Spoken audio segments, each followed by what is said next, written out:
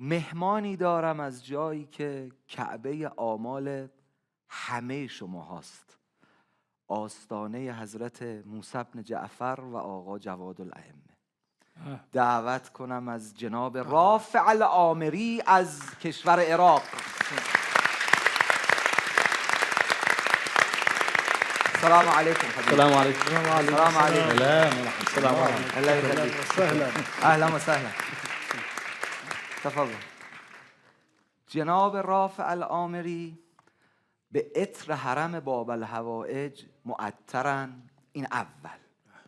دو، شماها حس کنید که یک کسی می ایسته بر مأذنه های کاظمین و اذان میگه. حالا ایشون روبروی شما ایستاده و تلاوت آیاتی از قرآن رو میخوایم بسپریم به جناب رافع العامری. آقای بوذری نمیخوای بگی پدر و پسر امام رضا؟ پدر و پسر، الهی قربونشون، الهی قربونشون برم، الهی قربون این پدر و پسر، الهی قربون خود امام رضا. چه خوب گفتین، دم شما گرم. تفضل حبیبی. شکرا. سلامتیشون یه صلوات بفرست. صل علی محمد و آل محمد. حالا به رسم میهمان نوازی تشویقشون بکن.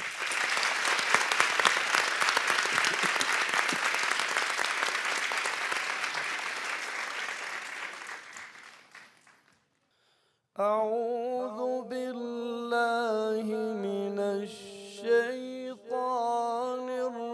الرجيم.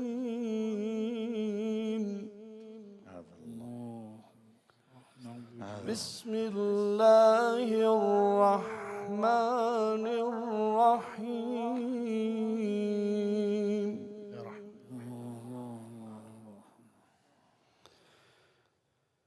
لله ما في السماوات وما في الأرض.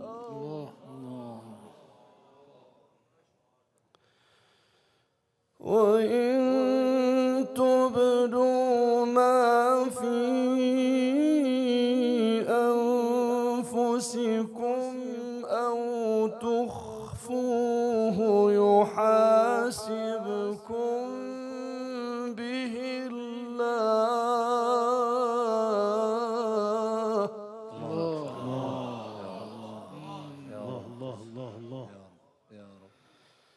فيغفر لمن يشاء ويعذب من يشاء والله على كل شيء قدير.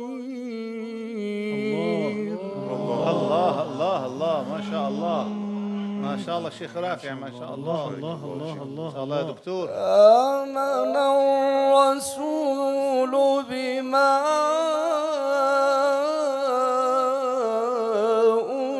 أنزل إليه من ربه والمؤمنون.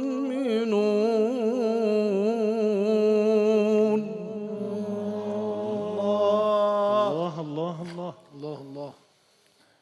كل آمن بالله وملائكته وكتبه ورسله. الله الله يا ابو مرسل. الله الله الله الله الله. لا نفرق بين أحد من رسله وقالوا سمعنا وأطعنا غفرانك ربنا وإليك المصير.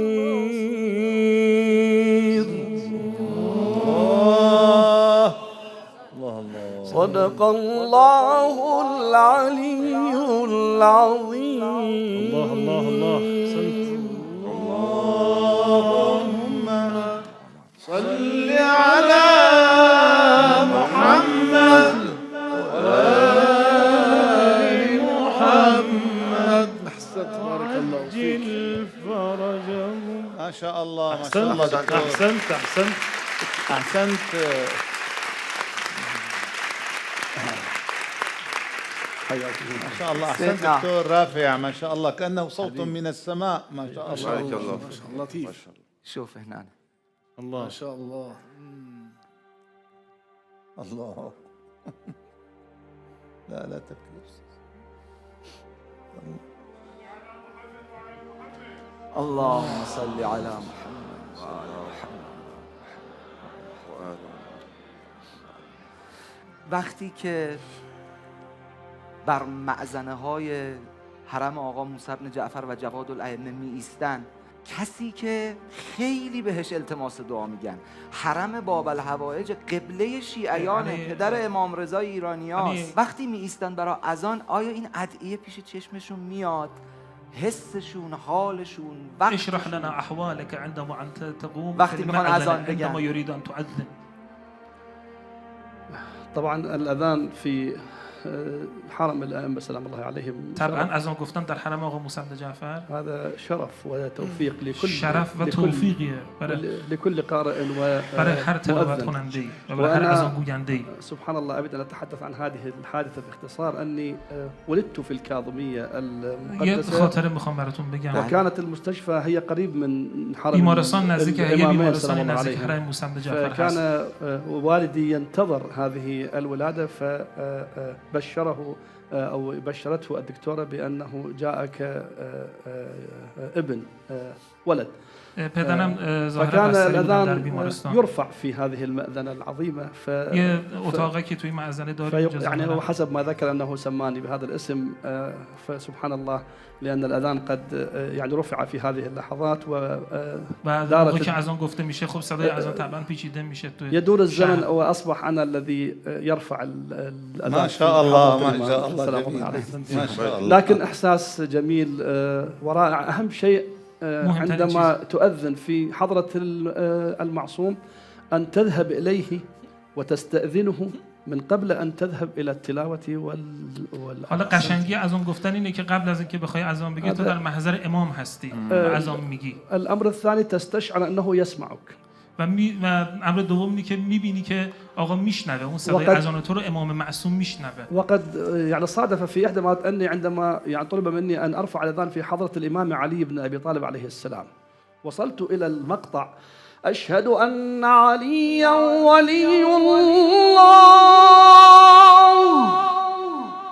كأني أسمعه يقول نعم أنا ولي ونعم ولي. بله، وقتی که صدای این اذان رو میگم، این اجابت آقا امیرالمومنین گویا میشنوم. فلا يمكن أن يوصف الشعور لدى القارئ نمیتونم توصیف والمؤذن کنم این حال خودم عندما تكون خادما للأئمة سلام الله عليهم وترفع الأذان في حضرتهم. هم خادم حرم هستم، هم اذان میگم و صدا در حرم پخش میشه. وأنت تقول في الزيارة أشهد أنك تسمع الكلام وترد و این الجواب، فراسا از زیارت فهو يسمعك.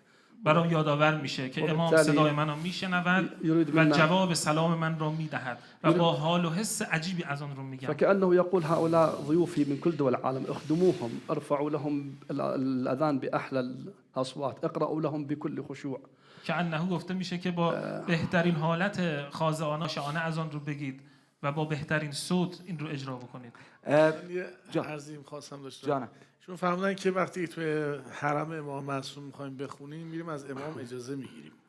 یکی از جاودانه ترین تلاوت‌های استاد عبدالباسط که در کاظمین خونده شده، سوره حشر معروفشه، لوحهایی که تقریبا همه اونو میدونن و میشناسن، حتی مردم عادی هم اونو حفظن. توی کاظمین خونده شده و عبدالباسط میگه من شاید که دلایل جاودانگی این تلاوت و اینکه اکثر قاریان ایرانی با این تلاوت آشنا هستن، با این تلاوت شروع کردن در دهه 40. میگه من اذن گرفتم از امام کاظم که تلاوت بکنم و به خاطر اون تلاوتم خوب شد. شرف مکان خیلی مهمه. خاطر عبدالباسط از اون محل.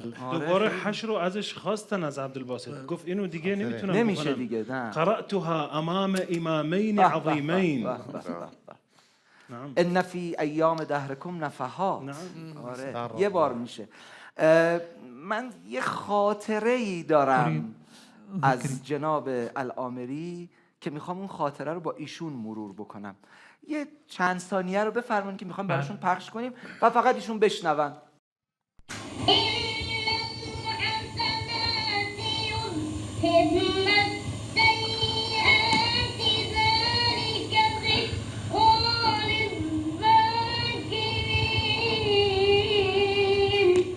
الله الله الله الله الله هذا كيف صوت ضغط؟ كان استاذ، هذا صوت المنشاوي عندما كان صغيرا. هذه تقريبا بعمر يعني 9 سنوات. من صدای شنیدم یاد یه خاطره ایشون افتادم. ابوالقاسمی ماست. خاطره داره. من بچه بودم صدای عبدالمصطفی خیلی دوست داشتم. حالا که صدایشون پخش شد یادم افتاد. بعد میشستم توی خونه میخوندم، خیلی بد بود. گوش که میکردم خیلی فاصله است. نوار قاریان مصری غالبا توی محافلی خونده شده که کنار خیابون بوده، بوق ماشین. آره بوق ماشین و اینا. سر صدام هست. من فکر می‌کنم زیبایی تلاوت عبدالباسط یکی از دلایلش همون سر و صدا هست. ولی چون من تو خونه ضبط میکنم قشنگ نمیشه. ضبط صوت رو برداشتم، خونه ما هم کنار خیابون بود. رفتم پشت بوم، گرفتم لب خیابون که بچه‌ها هم گفتم بوق بزن. نه که وقتی که دارم میخونم صدای ترافیک و بوق ماشین ها بیاد شاید خوندنم قشنگ میشه. یه دور خوندم نه خیلی قشنگ نشد، بیشتر رفتم سمت چیز، داشتم میافتادم.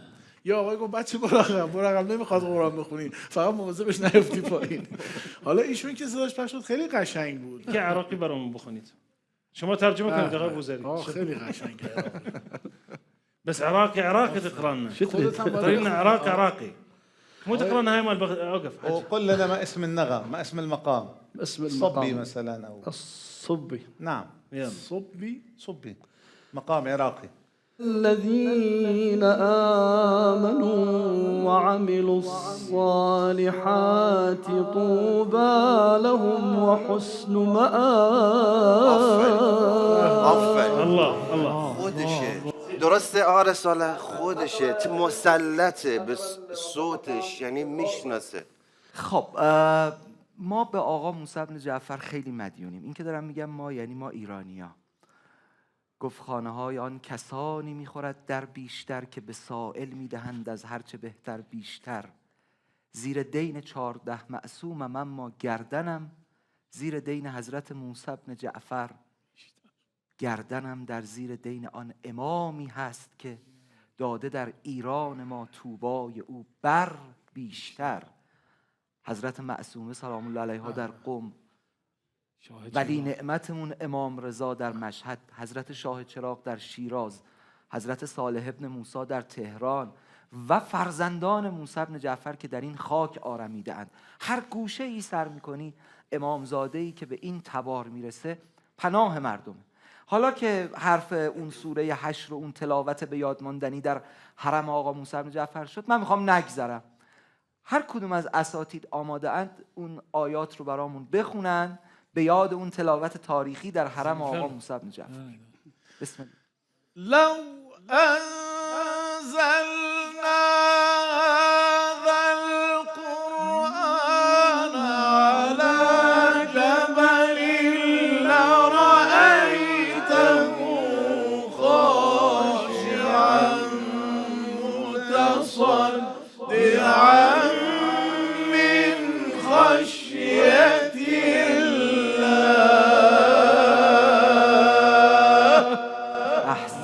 احسنت. تلك الأمثال نضربها للناس لعلهم يتفكرون.